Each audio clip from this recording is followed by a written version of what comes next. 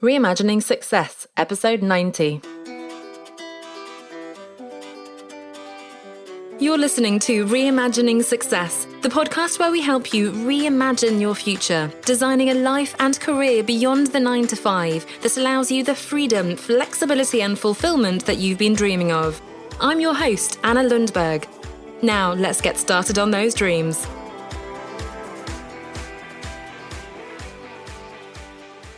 Hello there and welcome back as we continue to look at this idea of work-life integration.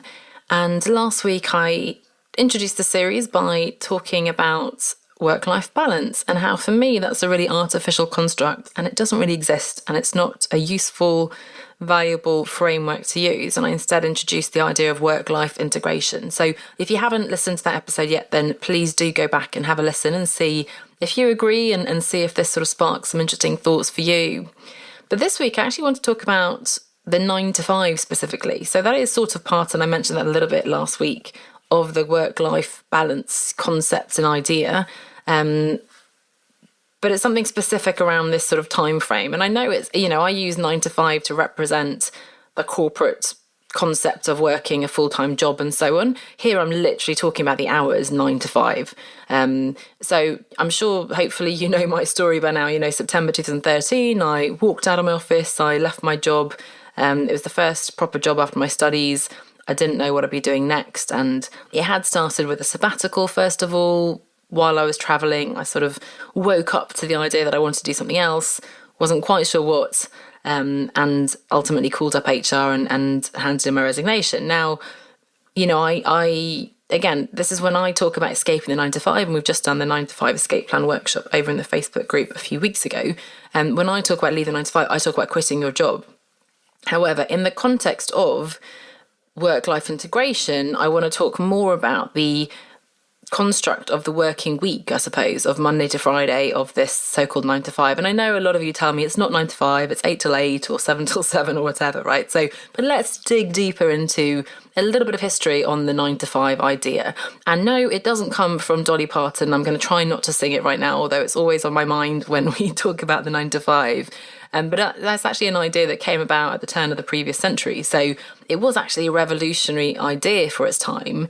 It meant you were cutting back on these excessive hours at a time when people were working 16-hour days or 100 hours a week in those factories back in sort of the 1890s. And you know what? The 9 to 5 doesn't sound so bad now, does it? When you think about those 16-hour days and the 100 hours a week versus the 40 hours a week. But okay, what has happened since then? What's happened in those 120, 30 odd years since then? Well, a little bit of research, but about half of managers actually work more than those 40 hours a week. And 4 in 10, so almost 4 as well, say that their hours have increased in the last few years.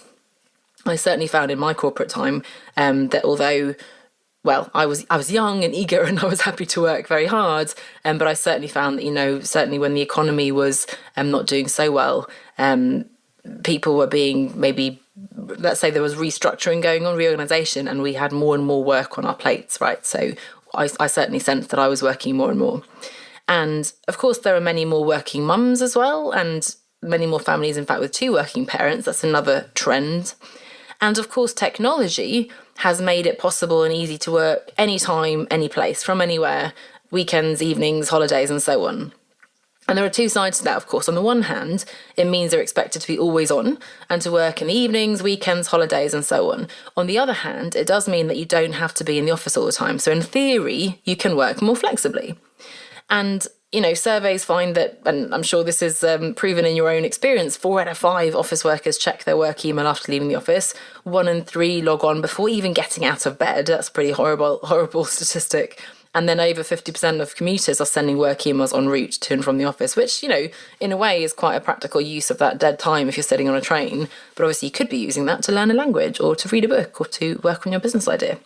Now, bizarrely, this isn't what we thought would happen. So John Maynard Keynes, the economist, said in 1930, he predicted that technology would allow us to cut our working week down to 15 hours because our material needs are satisfied, and the technology that he then, relatively correctly sort of predicted would be able to help us to do less.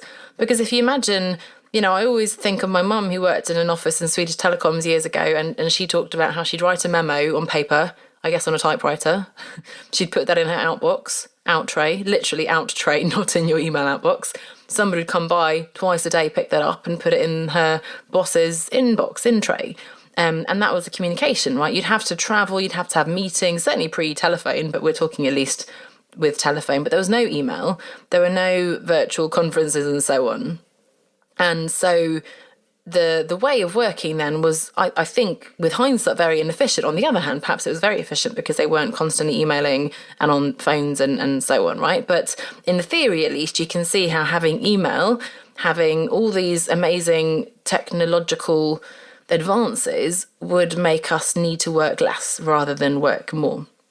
So why, oh why, tell me, are we working so hard?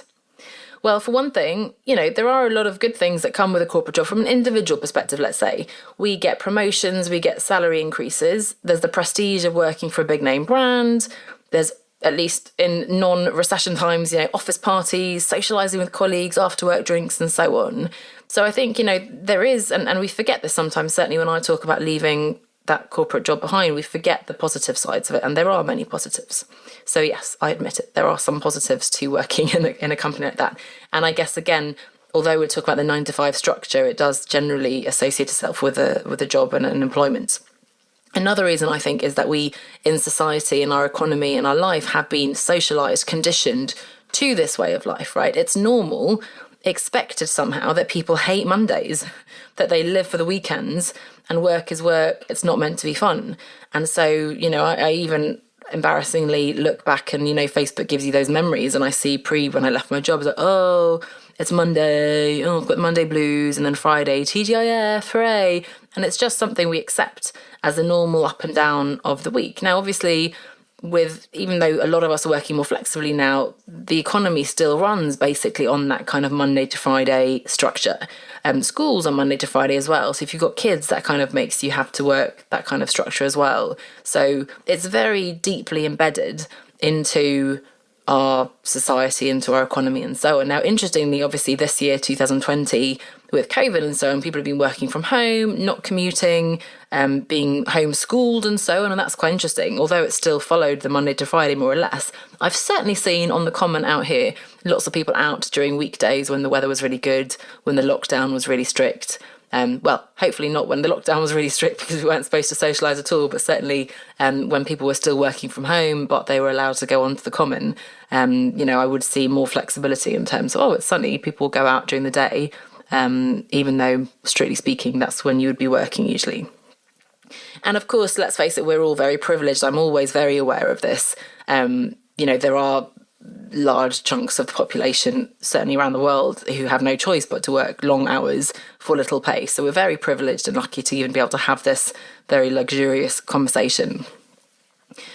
But okay, what is the problem with a 9-to-5? Well, if you start again from the perspective of the company or even from the overall economy, working long hours does not mean, certainly doesn't guarantee that you're being productive.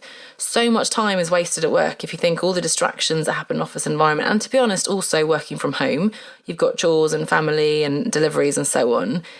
We also all have different natural rhythms. Some people are early birds, some people are night owls, and our brains can't even really focus on tasks for more than a few hours. Some studies say that you can only focus on 20 minutes at a time.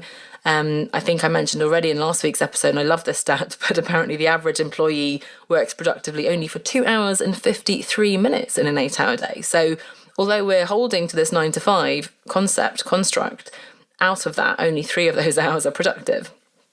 And despite those statistics, people are working, within quotation marks, longer hours because they're always on. They're never taking a proper break. Successful corporate managers and directors are working really, really hard. They've got plenty of money, but they've got no time to spend it. So oversimplified here, but they're buying luxury holidays, snazzy cars, big houses, hefty mortgages to feel better. And, by all means, it feels pretty good. But unfortunately, of course, those same purchases then lock us into that way of life and keep us in the 9-to-5 structure, because then we can afford the lifestyle that we're so used to by now. Now, there are also health risks, right, of working those longer hours, and they've been widely reported. So Apparently almost 60% of adults are drinking alcohol to cope with the stresses of everyday life. It would be interesting to see how that's been affected by the COVID situation. 38% drink to forget their problems. In the UK, this seems like a small number, but nonetheless, 500,000 people now suffer from work-related stress. Burnout has become a sinister and insidious epidemic. I came across that in an article. And, it's subjective. There's no strict definition of burnout, but it usually manifests as exhaustion, irritability, disinterest, lack of empathy, poor performance at work, family issues, relationship problems, and so on. And, there's medication, there's vacation, but those, of course, only provide temporary relief. And by the way, we talk about evenings and weekends, but vacation as well, right? It's not just, hey, TGIF, but it's, oh my goodness, looking forward to that next holiday. And unfortunately with COVID, of course, we've had that taken away from us a little bit. But at the other end of the spectrum, you've got the burning out people, the people who are hustling away and working so hard. You've got people who are sort of just lost souls, I think, wandering the corridors. People are okay, they're fine, they're under-challenged, just as there are many who are over-challenged, just sort of, I've been here for a long time, I'm not really that stimulated anymore, but hey, I'm just sort of there and just kind of clocking in and out. But of course, and I've mentioned this many times too, there's the book, The Top 5 Regrets of the Dying by Bronnie Ware, and nobody ever says in their regrets when they're dying, oh, I wish I'd spent more time at the office. It's very unlikely. I wish I'd worked longer hours. Rather, it's I wish I hadn't worked so hard. I wish I'd let myself be happier.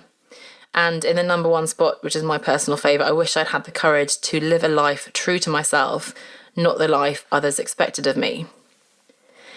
Now, again, I've talked about the 9 to 5 more in the context of that full-time job. And of course, that then comes with the perceived job security in a large company. It has the comfortable retirement, the pension, and so on. But what I want to talk a little bit about for a few minutes is that 9 to 5 legacy, I guess, when we leave the 9 to 5, ironically.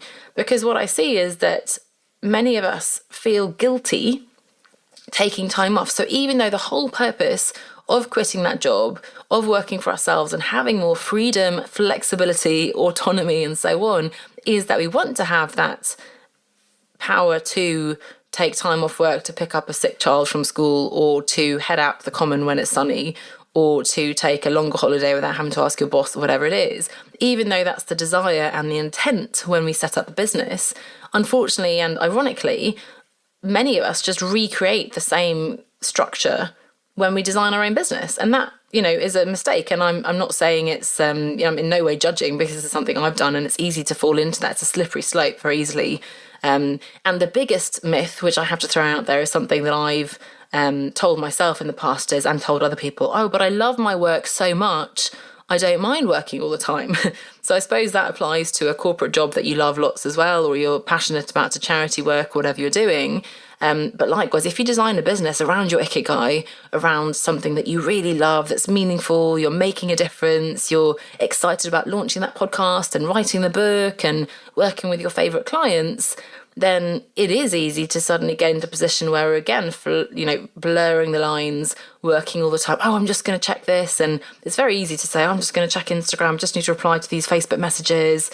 Oh, a client wants a call in the evening or the weekend. And I don't usually do that, but go on then, because I really want to make sure I get this client, or, I want to be amenable or whatever. So that is almost more dangerous, because, again, we have left the 9 to 5 so-called for certain reasons. And generally, I've talked before about the push reasons and the pull reasons. The push reasons are getting away from that commute, getting away from a toxic work culture, the long hours and the restrictive routine of the 9 to 5. And then there's the pull of that freedom, autonomy, flexibility, and not working 5 days a week or 7 days a week, worst of all, not working evenings and weekends, or perhaps working evenings and weekends, but then taking the daytime off, taking Monday to Friday off. So I'd really encourage you to play around with this and question, why are you working the hours that you're working? Are you just holding on to the legacy of your full-time work? Now, this is when you've left your job. So, of course, if you've got a side hustle alongside your business, it's tricky, because you do need to work around your full-time job. So that means you're probably working Monday to Friday, and unfortunately, on your side hustle, you're working evenings and weekends and so on. But I'm talking to you now, if you've left completely, you do have autonomy over your time. You can, by all means, choose to stick to more of a Monday to Friday routine. I've talked before about The fact that, and he's no longer in that structure, but when my partner was in a 9-to-5 job, obviously I then arranged my work around that similar time so that I'd be free to see him in the evenings and weekends. When we have more flexibility and before our kids start school and so on, that hopefully means that we can have a bit more sort of, whether it's a lie-in or maybe it's a long weekend, we don't have to go on holiday only during half term and weekends. We can travel on sort of non-peak days and all those wonderful things, right? But really, again, in the day-to-day, that's what I want to talk about in work-life integration. The day-to-day, the week in, week out, what do you want your ideal week to look like? Is it right for you? Does it fit for you and your family to work a kind of Monday to Friday 9-to-5 routine? In which case, by all means. But I really want you to reconsider, is that just that legacy, that sort of construct that you've inherited, and you're still holding on to those beliefs and assumptions from when your boss and your company forced you to work those hours? Or is it something you're choosing to do because it's the right thing for you? So really fundamentally ask yourself, is this working for me? And if not, first of all, how do you redesign that? So is it just certain days? Is it certain hours and so on? And secondly, remember that statistic that we only do a few hours of effective work a day. And to be honest, I think that's not far from the truth. I had a client who followed a tip I gave her that you can use a tracker called Toggle, for example, Toggl. Other trackers are available, I'm sure. It's a free tracker you can use on your desktop. You just start it when you start a project and you stop it when you finish. And literally just observing the time you're spending on work during the week will be very eye-opening. And certainly this client, for example, realised, hang on, I'm actually only doing 2 or 3 hours of productive work a day. And that was a good thing because it meant that, hey, I'm actually getting some great results in limited time. But it's good to know that actually I don't have to work 8 hours and I can't work and I won't work 8 hours, 9 hours, 10 hours a day in order to get results. For me, having a baby certainly restricted my time. I'm, when I don't have childcare, restricted to working when she's asleep or in the evenings potentially. And, that's not my best time. So I found that I'm so much more clearer. I'm crystal clear on my purpose, my vision for the business, the priorities, the things I need to work on. I say no to the things that aren't going to get me closer to those goals. And it sounds very mercurial, if that's a word, but it's just being focused on making a difference, earning the money I need to earn, enjoying it, but also having that time with my family and not feeling torn between the two. And, I'm feeling there's a lot more to be talked about here. And that is what we're going to be doing in the coming weeks. But just for now, I'd want you to question the 9-to-5 in the sense of not the job itself, although by all means, if you haven't quit your job, then that's something to reconsider. But this is you. You're in charge of your time. You wanted to be in charge of your time. Why are you still working the 9-to-5? If you need to go to the dentist in the afternoon, why are you feeling guilty about taking time off from your business? Unfortunately, if you have an endless to-do list of things and tasks in your business, you're always going to feel like there's more I need to do. I need to, even though you've had a really productive day and now you have time with your family, maybe you're going to rush off and, I'll just do a few more emails or something. And that's dangerous. And so the more focused you are, the more clear you are on these are the priorities, the one thing that's going to make the biggest difference. Right now I'm launching this program and that's what I'm going to focus on. Everything else can kind of wait, or this is my number one focus this quarter, this year.